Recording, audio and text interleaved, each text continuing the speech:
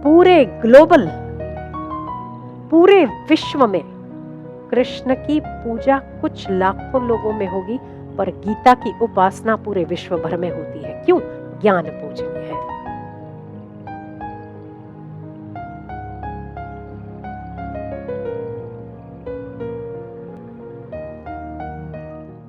कृष्ण की जितनी पूजा होती है, वैष्णव पंथी कृष्ण की पूजा करते हैं, कृष्ण के, गोविंद के उपासक, श्रीरंग के उपासक, कई वैष्णव भी लाखों में है, वो सारे कृष्ण की उपासना करते हैं। पर उससे कई गुना अधिक पूरे ग्लोबल, पूरे विश्व में अगर तो आप उस स्तर पर जाकर देखेंगे ना, तो कृष्ण की पूजा कुछ लाखों लोगों में होगी, पर गीता की उपासना पूरे विश्व भर में होती है। क्यों? ज्ञान पूजनीय है, ज्ञान वंदनीय है। ठीक है। राम को मानने वाले या राम के मंदिर कम होंगे, राम को मानने वाले भी होंगे, कई लाखों में होंगे, पर राम नाम से तरने और तारने वाले करोड़ों की तादाद में होते हैं। इसका मतलब क्या? अमर है, मरण धर्मा शरीर है, ये तो पक्की बात। ठीक है। अमर पट्टा किसी ने नहीं लिखाया है, ये भी पक्की बात। तो जन्मना और मरना शरीर का, संसार का धर्म है, ये आप मानते हैं। ठीक है। मानते हैं तो फिर दुखी होना छोड़ दीजिए। मानते हैं आप तो दुखी होना छोड़ दीजिए। प्राणों को भूख और प्यास लगती है, आप उससे अलग हैं, इसीलिए आपको पता चलता है मैं भूखा हूं, मैं प्यासा हूं, मुझे भूख लग रही है। इंद्रियां थकती है, आप नहीं थकते, आप उससे अलग हैं, इसीलिए आपको थकान नहीं लगती। कहीं ना कहीं आप सो जाते हो, आपने अच्छा सपना देखा है, सपना बड़ा अच्छा था, सपने में आज तो पता है इतना मजा आया, मैं बड़ी बड़ी पहाड़ी चढ़ रहा था और नीचे बड़ा समंदर था और समंदर में नावें चल रही थी। एक नाविक ने मुझे चिल्लाया, बाबा आ रहा है? मैंने कहा आ रहा हूँ। उसने किनारे पर लगाई, मैं नाव में चढ़कर कूद गया और वाह वाह वाह वाह क्या देखा मैंने! अरे वहां तो भगवान बैठे हुए थे, गुरुजी बैठे हुए थे। बड़े अच्छे अच्छे सपने देखते हो ना आप। शरीर जड़ है, सो गया था। ठीक है। आप सो गए थे, हाथ पैर हिला रहे थे क्या आप? पहाड़ चढ़ रहे थे? नहीं। आंखों से समंदर देखा आपने? इन आंखों से समंदर देखा था? नहीं देखा था। नाविक ने आपको बुलाया तब आपके कान सुन रहे थे? नहीं सुन रहे थे। बाहर की बात, बाहर की बात, बाहर के शरीर ने किसी भी इंद्रियों ने काम नहीं किया है, फिर भी आप देख रहे हो समंदर, देख रहे हो अग्नि, देख रहे हो सुंदर पहाड़, देख रहे हो बहुत सारे वृक्ष, बहुत सारी लताएं। जो कुछ भी आपने देखा, शरीर सो रहा था, मन भी सो रहा था, इसीलिए विचार नहीं कर रहा था। अभी आप जागृत में हो ना, कितने सारे विचार आ रहे हैं आपको। अभी भले नहीं आ रहे हैं, पर मन कितने सारे विचार करता है।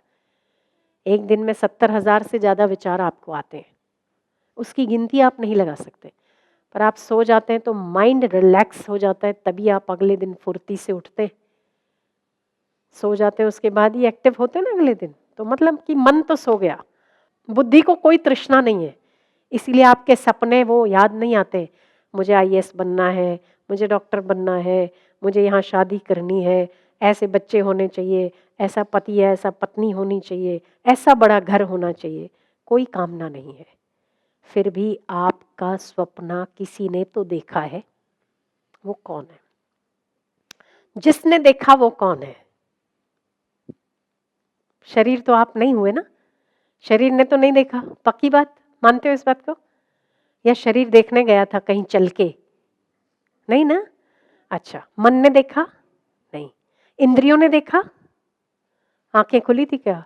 वाह वाह वाह वाह, मैं पहाड़ चढ़ रहा हूँ, वाह वाह वाह वाह, मैं नाविक सुन रहा है, मैं सुन रहा हूँ, वाह वाह वाह, आहा मेरी आंखों ने कितना अच्छा देखा, क्या मस्त नजारा है। ना, इंद्रियां नहीं है वहां, शरीर नहीं है वहां, मन नहीं है वहां, फिर भी कोई तो है जो ये बता रहा है कि कल रात को आपने सपना बहुत अच्छा देखा। वो कौन है? वो वही है जो इन सब से अलग है, जो ये नहीं है वही वो है, और जो वो है वही आप हो। इसीलिए शरीर के भूख प्यास से, शरीरों के जन्मने और मरने से, वृत्तियों के बदलने से, मन के श्रम और कष्टों से आप मत घबराइए, क्योंकि इन सबको सत्ता देने वाला कोई और है। अगर आपकी दृष्टि वहां है तो आप दुखी नहीं हो सकते, सुखी जरूर हो सकते हो। इसीलिए मैंने आते से कहा कि आप बहुत बढ़िया क्यों हो, क्योंकि सत्संग है, इसीलिए हम बढ़िया हैं। तो हम चाहते हैं कि जब आपको श्रम और कष्ट हो तब आप सत्संग को याद करो। एक विचार सत्संग का आपकी पूरी दुनिया, पूरी वृत्ति, पूरी नजर ही पलट कर रख देगा। ये सत्संग में प्रभाव है। इसीलिए वो लोग धन्य हैं जिनको परमात्मा अपनी उसकी झोली में सत्संग रूपी अमृत डालता है, वो धन्य है।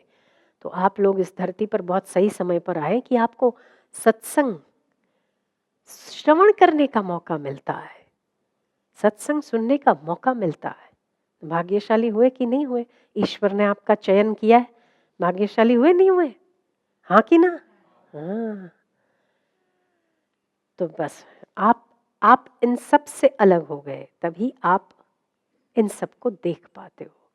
पर काम केवल इतना करना है कि जब शरीर जन्म ले या शरीर मृत्यु को प्राप्त हो, मन को कष्ट हो या मन को परेशानी हो, आशा तृष्णा बुद्धि में भरी हो या आप इंद्रियों से थके हुए हो, इन सब से अपने आप को डिटैच करना आना चाहिए। जब तक आप डिटैच नहीं होंगे तब तक आप बहते जाएंगे, जब तक बहते जाएंगे तब तक दुखों का इलाज नहीं हो सकता। अगर दुखों का इलाज करना है तो उसका साक्षी बनकर देखना ही एकमात्र उपाय है, और सत्संग उसका दूसरा जरिया है। आपको सहभागी होता है सत्संग और नाम जप। तो इस जगत में, पूरे ब्रह्मांड में अगर किसी चीज का सत्व है तो वो है सत्संग का। वशिष्ठ जी ब्रह्मज्ञानी थे, विश्वामित्र तपोनिष्ठ थे, बड़े बड़े हजारों साल विश्वामित्र ने तपस्या किया, फिर भी ब्रह्म क्षोत्रिय ब्रह्मनिष्ठ वशिष्ठ के आगे लगता था, विश्वामित्र के आगे केवल तपोनिष्ठ विश्वामित्र के चरणों में ए राजा प्रणाम करता है, और ब्रह्मनिष्ठ ब्रह्म क्षोत्रिय वशिष्ठ महाराज के चरणों में फलाना फलाना राजा नतमस्तक होता है। तो विश्वामित्र को लग गई, क्योंकि तपस्वी जितना तप करेगा ना उतना अभिमान बढ़ता है, जितना अभिमान बढ़ता है उतना क्रोध बढ़ता है। कहीं कोई आड़े आ जाए हमारी इच्छा में तो फिर तिल मिला उठता है। एक बार वशिष्ठ जी और विश्वामित्र का आमना सामना हो जाता है। आपको लोग क्यों कहते हैं ब्रह्मनिष्ठ और मुझे कहते हैं तपोनिष्ठ? क्यों? मुझे क्यों ब्रह्मनिष्ठ नहीं कहते? बोले इसका उत्तर तो मैं कैसे दे सकता हूं, तो बताइए क्या करना है? मैंने क्या किया? बोले आपने तो बहुत अच्छा किया, आप तपस्वी हैं, आप एक दूसरा स्वर्ग बना सकते हैं, आप मनुष्य बना सकते हैं, मनुष्य की सृष्टि कर सकते हैं। हाँ, तो इतना सामर्थ्य है मुझ में।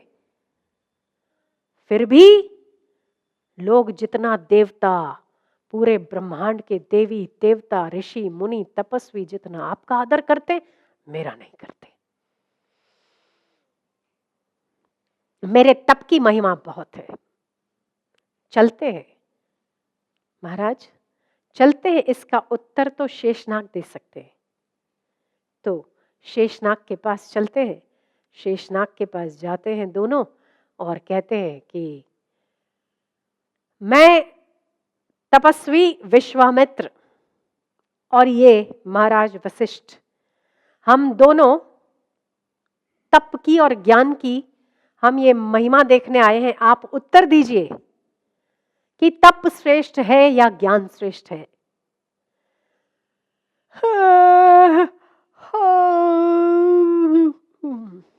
विश्वामित्र को कहा कि तपोनिष्ठ, मैं बहुत थक गया हूं, क्या थोड़ी देर के लिए धरती आप संभाल सकते हो?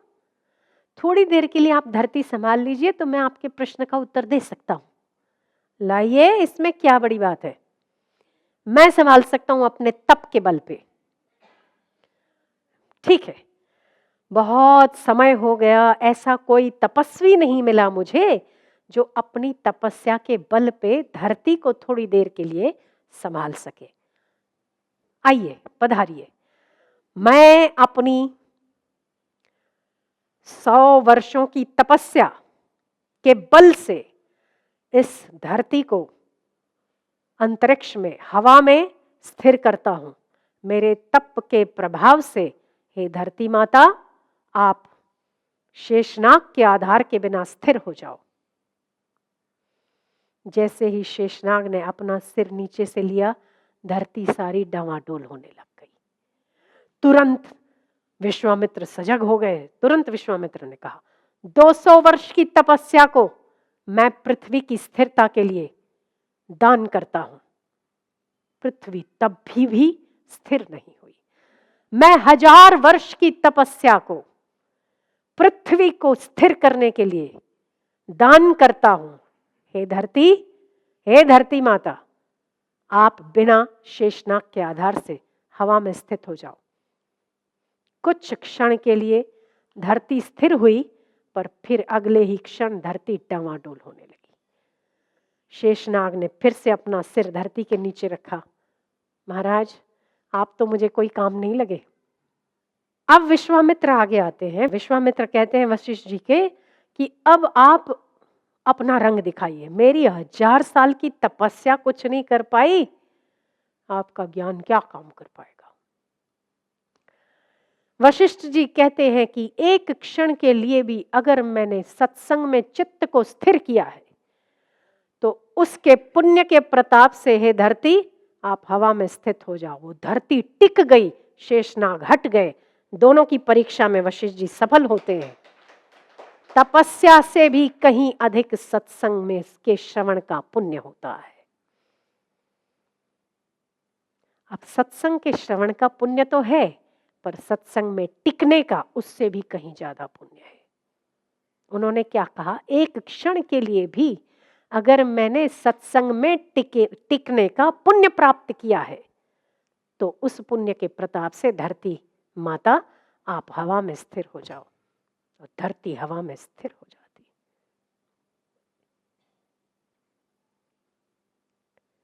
एक घड़ी आधी में पुनियाद, तुलसी संगत साधकी, हरे कोटि अपराध।